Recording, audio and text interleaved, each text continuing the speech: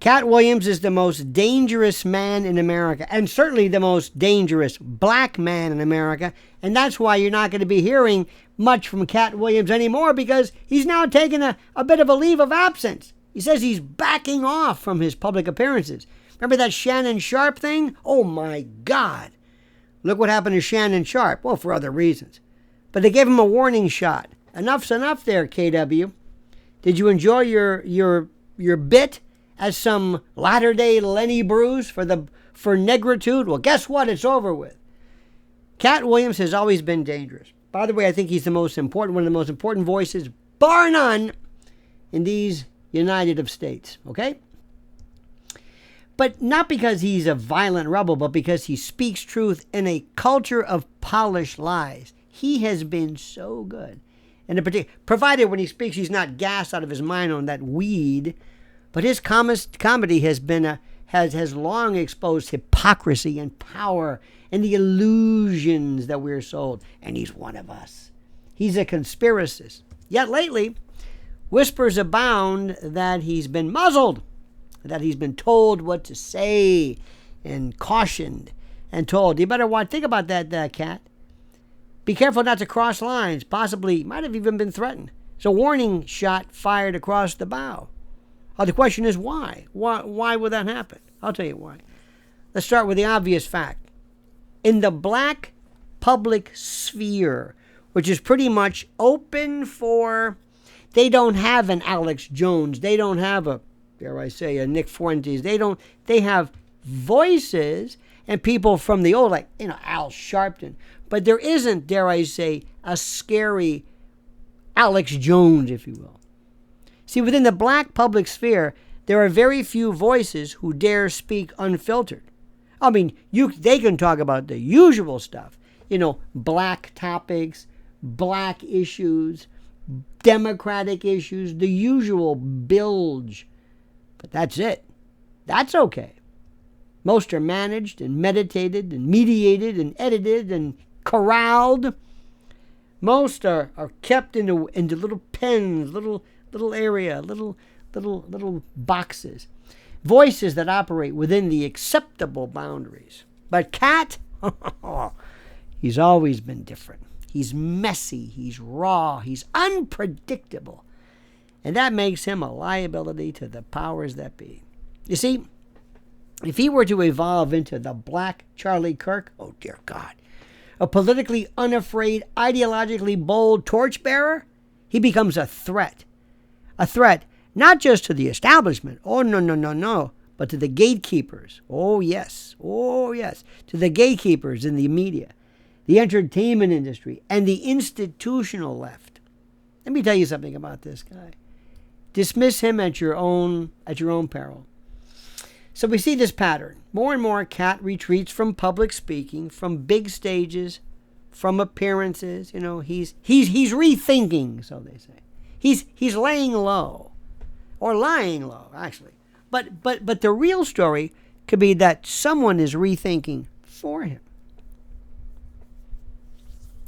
Few outlets have published various articles suggesting that KW likely won't be speaking on any more platforms, citing platform fatigue and burnout, or lack of invitation, or I don't like my voice. But those same narratives often cloak darker forces, control, suppression, a soft blackout. See, it begins subtly. Something like this. A threatened venue pullout, a creative differences excuse, a shift in booking agents, a whispered a warning about consequences, then a silence, a no-show, a pivot to smaller crowds. And suddenly, the platform shrinks. It's over. Nowheresville, man. So who benefits from silencing Katt Williams? Everyone. Everyone with a stake in keeping the narrative in line. And as a lesson to everybody else, don't be like Katt. Don't get uppity. Don't go beyond your pay grade. You see, the media complexes that monetize approved voices, they're the ones. The political class that dreads and abhors authentic criticism, the entertainment overlords, the entertainment deep state, who demand conformity from edgy figures, even those within black cultural institutions whose relevance depends on compliance rather than disruption, they want him silenced. Remember something, and I'm a fan. The line between we disagree and you must shut up is often crossed in whisper form. You see, a subtle phone call, a quiet meeting, a hinted consequence. The message, don't get too loud. Don't rattle the cage. Stay in your lane. See, many artists comply. Many of them cool down their tone, kind of tamp it down, lose their edge. But with Katt, maybe they underestimated how far he'd already gone. Maybe. See, this is interesting. You see, we should also consider something, and this is very critical. We must also consider the playbook from political dissenters before him. And I think you know what's going on with that. See, activist voices, musicians, comedians, all these folks, all have been targets of soft suppression. And this is historical, by the way. Platform demotions, contract cancellations, blackballing. Can you say blackballing? Balling of color. See, the trick is to do it invisibly. See? Make the person feel it themselves. You're overreaching. Be careful. Tone it down. Over time, the pressure accumulates. Self-censorship sets in. And then what do you have? You have exactly what their role is. You see, Katt is more dangerous to them than many realize because he straddles two worlds. He's a cultural icon, known, beloved. Again, I'm a huge fan, but not an insider. He's not fully co-opted, not fully tamed, doesn't know the rules. That gives him credibility. People listen when he speaks. That also scares the establishment.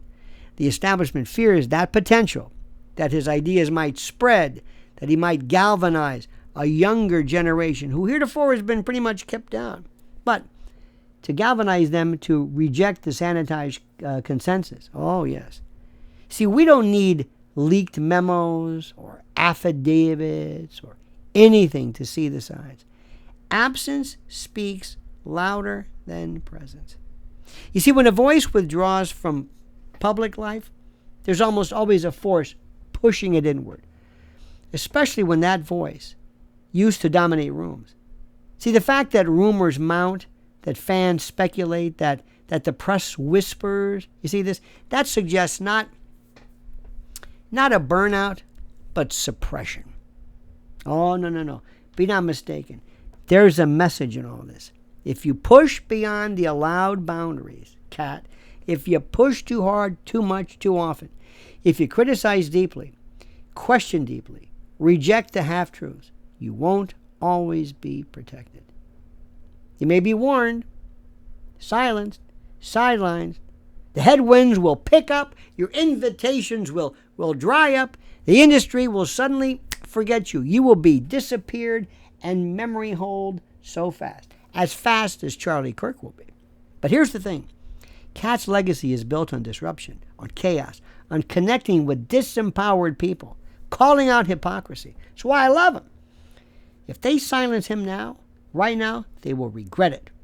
Another sleeping giant. Because those truths won't die. They spread.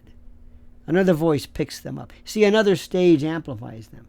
The more they try to stamp him out, the more he becomes a martyr for authentic expression. And that's not what they want. My friends, now more than ever, sounds like the Nixon slogan, but now more than ever, his supporters must raise the alarm, demand explanations, refuse the excuses, watch who benefits, cui bono, cui prodest, watch who is silent when Katt is silenced. The man who once made us laugh while tearing down illusions may soon become a key warning in our own moment in history. The price paid for speaking truth in a world that desperately wants controlled spectacle. That's what this is about. Now, my friends, think about this. This is also critical. In the end, Katt Williams may be boxed, not because he's weak, but because he's strong, powerful, unpredictable, scary, a lightning rod for attention that this culture is terrified to sustain. Let them push. Because when they silence the loudest voice, when they crush him, they expose not his weakness, but their fear. And that's critical.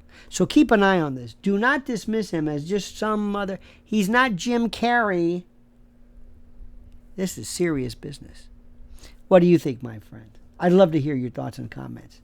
Like this video, subscribe to the channel, hit that little bell so you're notified of live streams and new videos. And whatever you do, I beg and beseech and trust and encourage you, and I ask you to comment as you see fit.